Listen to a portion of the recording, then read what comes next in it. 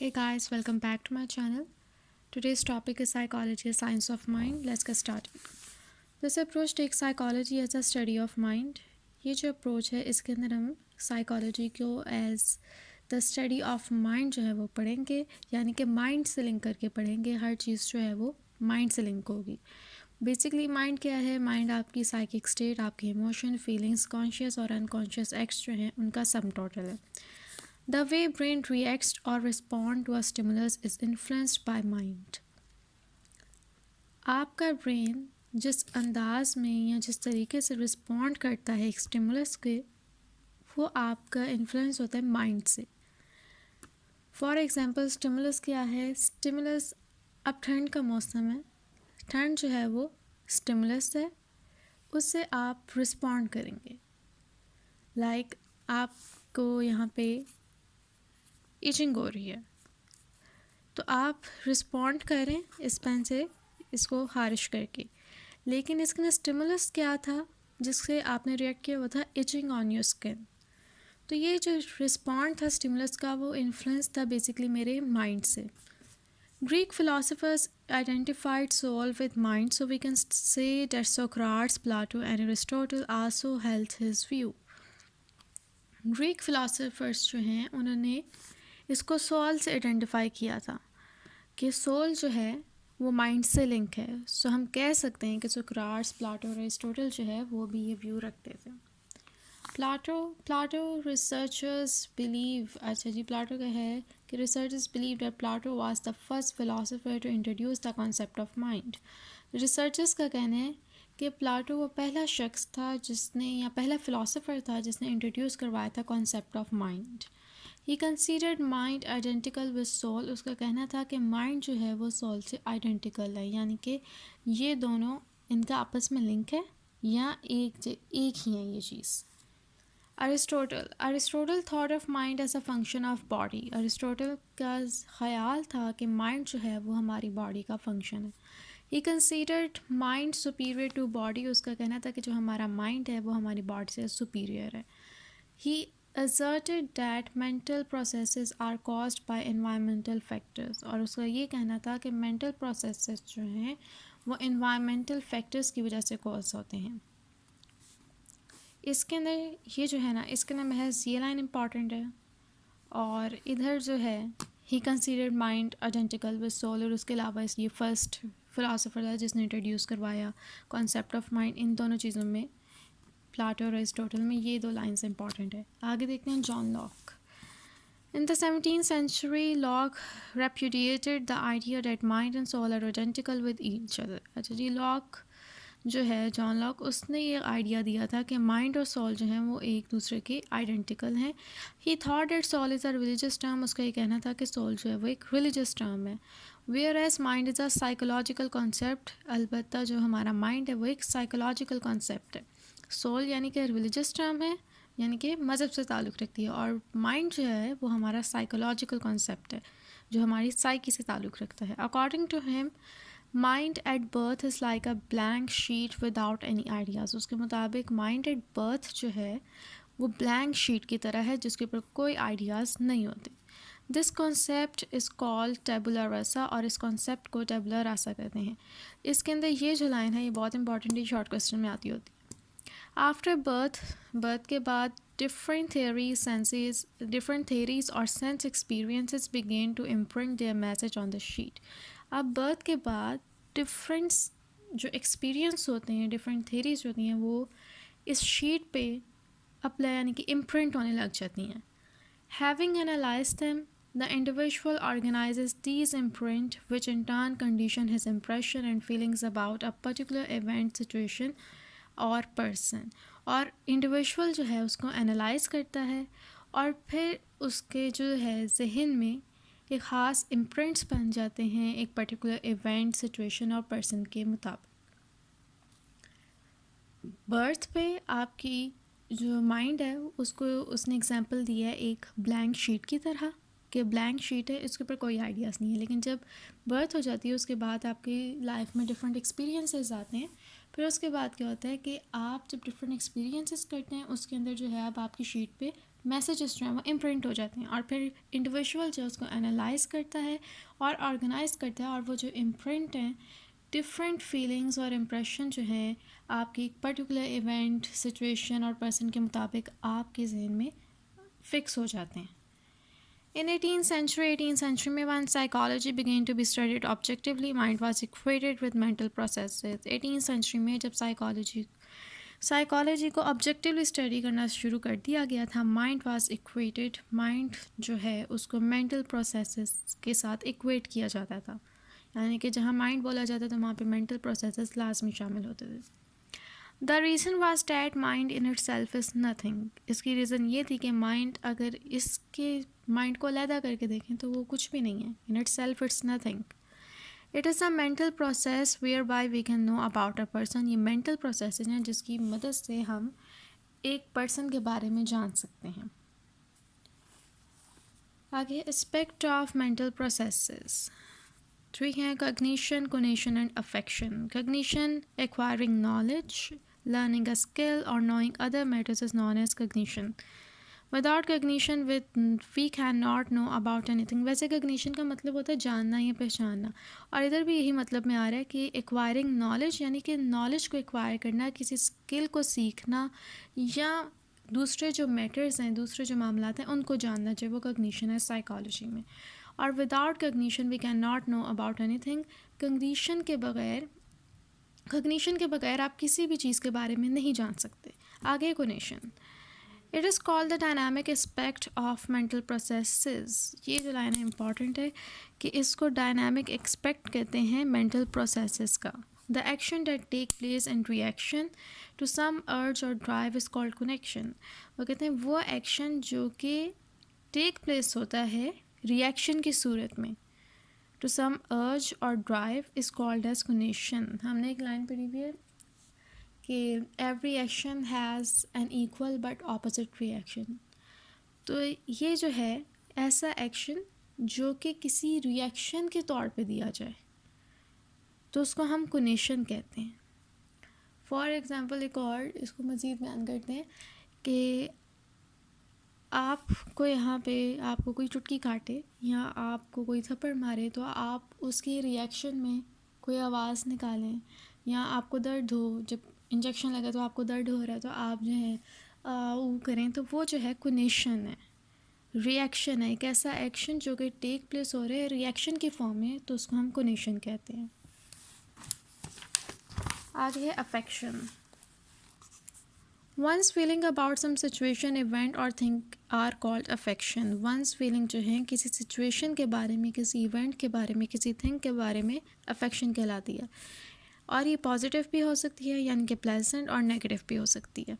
यानी कि हो सकता है आप किसी इवेंट के बारे में अच्छा सोच रहे हो, आप एक्साइटेड हो, और किसी चीज़ के बारे में आप बहुत ही सोच रहे हो कि यार क्या बोरिंग चीज़ है. तो ये जो चीज़ है किसी भी चीज़ के बारे में, किसी भी इवेंट के बारे में फीलिंग जो है वो अफेक्शन कहलाती है.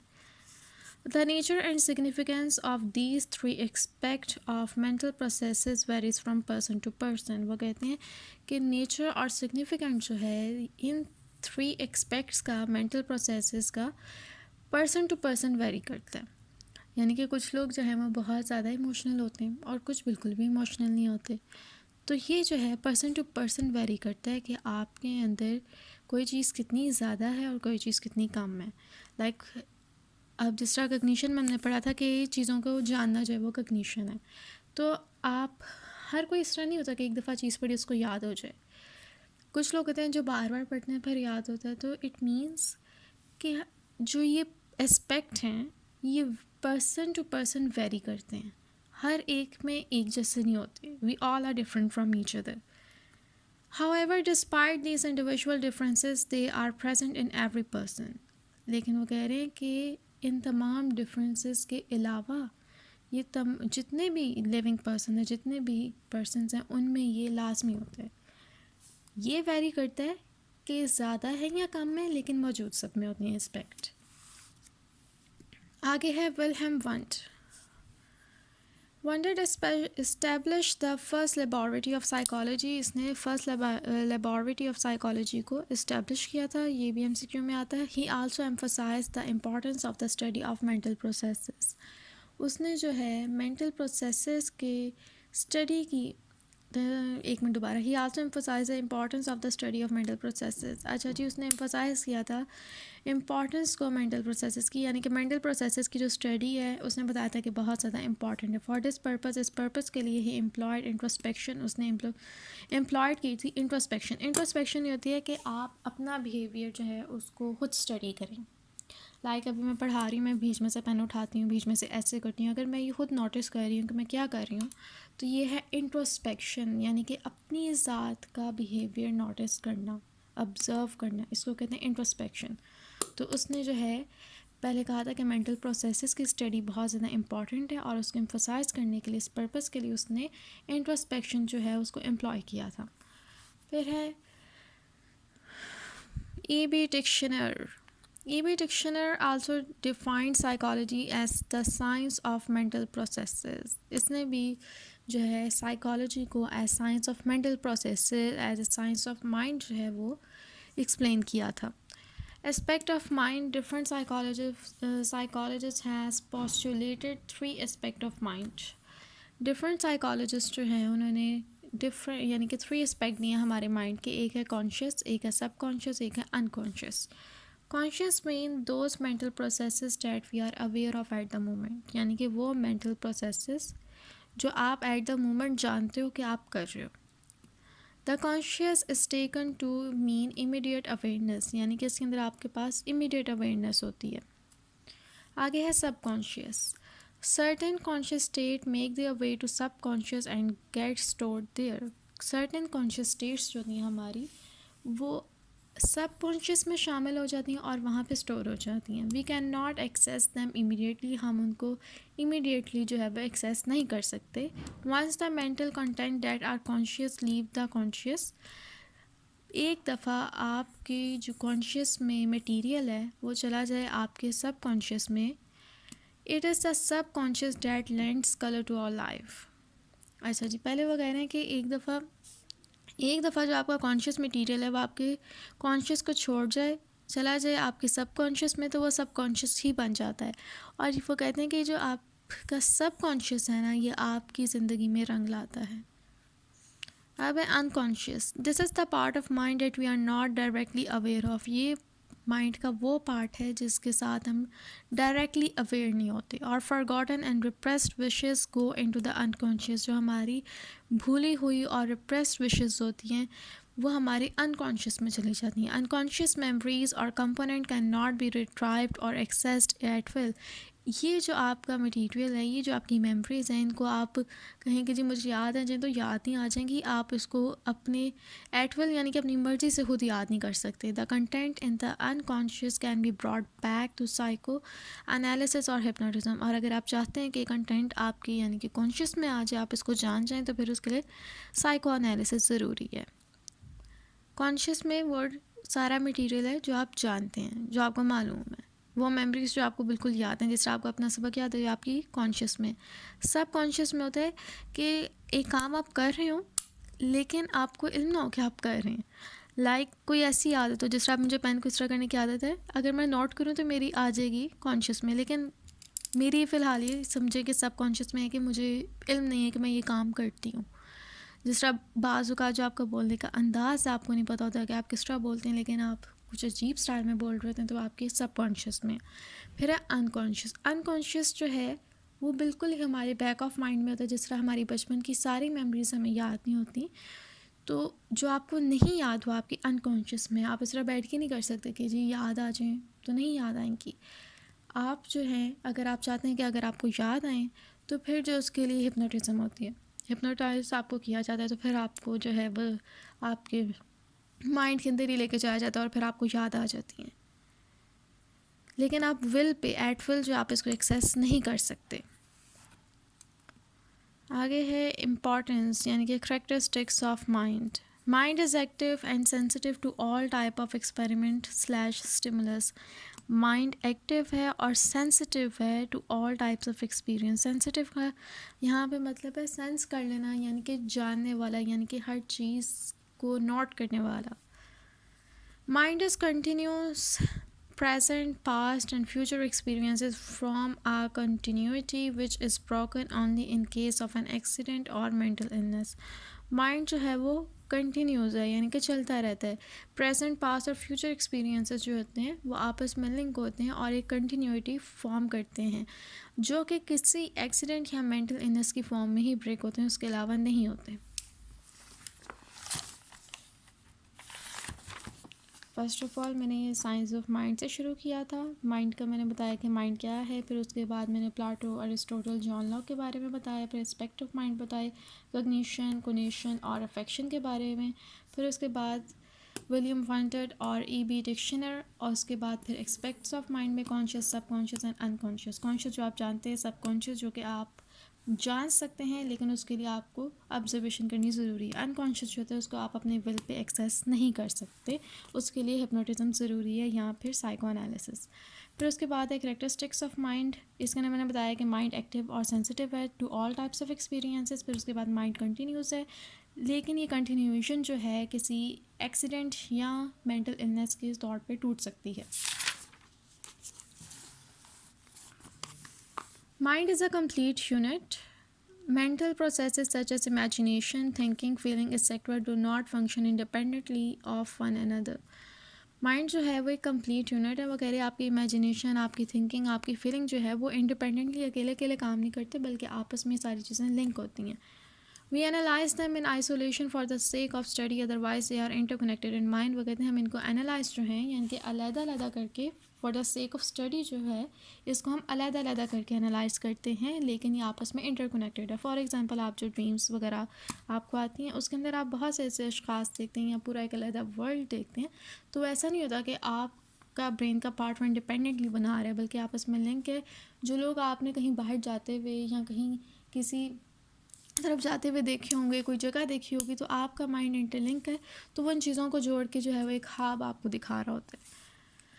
Mind is non matter whereas brain is a matter of flesh, is made of flesh and has weight. वो कहते हैं माइंड जो है वो नॉन मैटर, उसका कोई मैटर नहीं है, जबकि जो हमारा ब्रेन है वो फ्लैश है यानी कि गोश्त है और उसका वज़न भी है. No doubt mind is related to brain, लेकिन वो कहते हैं कि इसके अंदर कोई शक नहीं है कि हमारा जो माइंड है वो ब्रेन के साथ लिंक है, बट इट इज़ इमटेरियल. लेकिन ये इमटेरियल है, इसका कोई मटेरियल नहीं है.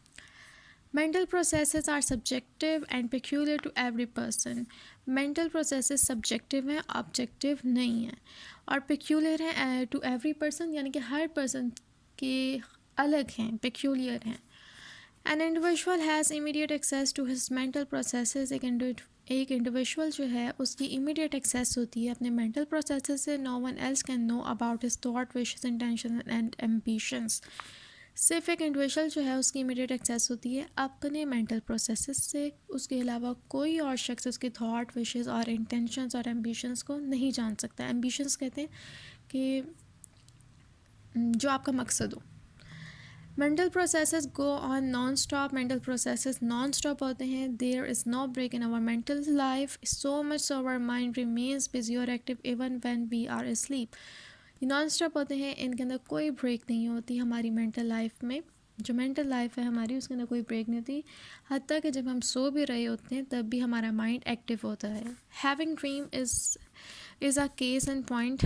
ड्रीम जो है is a case and point है. Through during sleep mental activity slows down. हमारे स्लीप के दौरान ताहम जो हमारी मेंटल एक्टिविटी है वो स्लो डाउन हो जाती, स्टॉप नहीं होती लेकिन स्लो डाउन हो जाती है, डज नॉट स्टॉप. फिर आगे है टेक्नीशियन साइकोलॉजिस्ट है. ये is of the view that mental process not only continue all the time but also undergo change. उसका ये कहना था कि जैसे जैसे यानी कि टाइम गुजरता जाता है, कंटिन्यू करता है, वैसे वैसे हमारे मेंटल प्रोसेसेस जो हैं वो अंडरगो चेंज भी यानी कि उनके अंदर चेंज भी आता जाता है. और mental state keep on changing. हमारी जो मेंटल स्टेट है वो कीप ऑन चेंजिंग यानी कि उसके अंदर तब्दीलियाँ आती जाती हैं. आगे है माइंड और mental processes. If we call psychology science of mental processes instead of science of mind. अगर हम साइकोलॉजी को साइंस ऑफ मेंटल प्रोसेसेस कहें instead of science of mind, this definition is acceptable by a large extent. तो ये जो definition होगी बहुत से लोग इसको तस्लीम करेंगे। This definition is better than calling psychology the science of soul.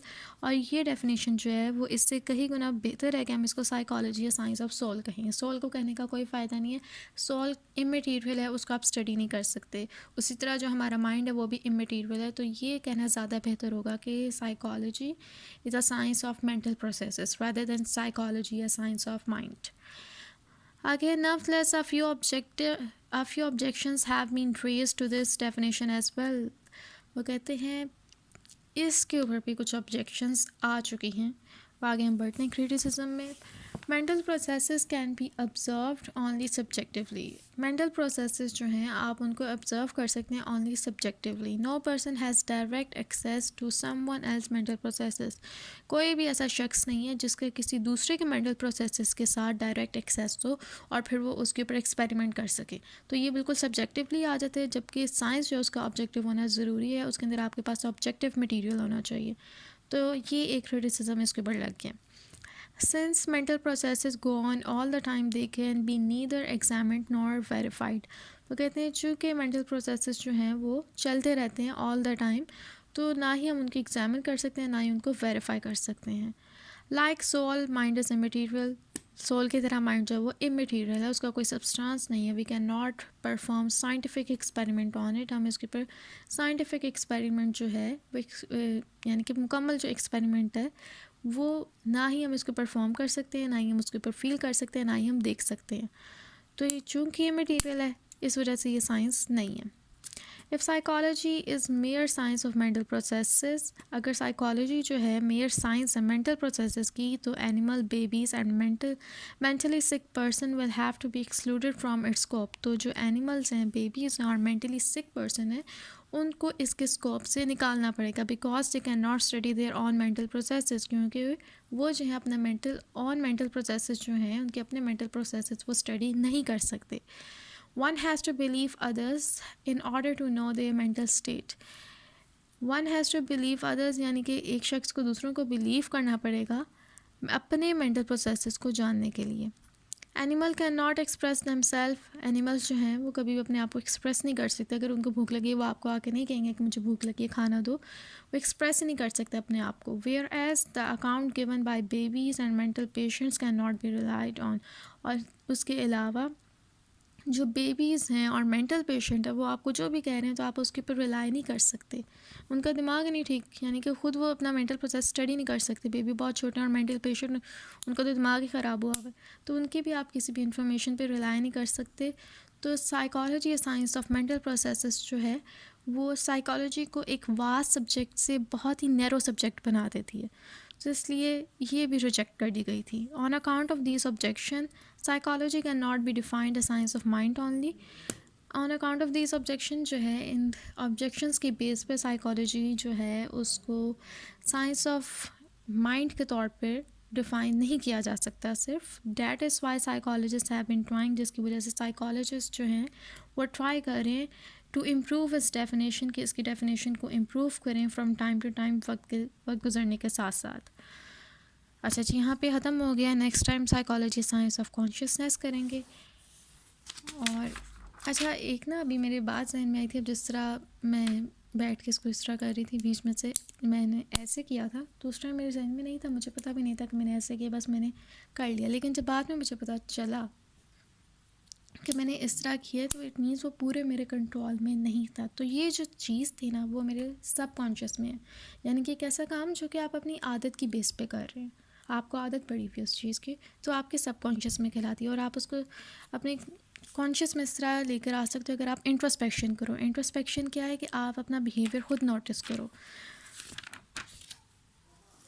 जिस तरह किसी कमरे में दाखिल होते वक्त आपने पहला पाँव कौन सा रखा, हम लोगों को पता भी नहीं होता, हम बस दाखिल हो जाते हैं। तो अगर आप वो नोट करोगे वो है इंट्रोस्पेक्शन, और जिस चीज़ को आप नोट कर रहे हो जो आपको पहले पता ही नहीं था अपने बारे में, तो वो आपकी सबकॉन्शियस है। अच्छा जी, यहाँ पे टॉपिक ख़त्म होता है। उम्मीद है आप सबको समझ आया होगा। So guys, if you like it then like, share and subscribe my channel. Allah हाफिज़।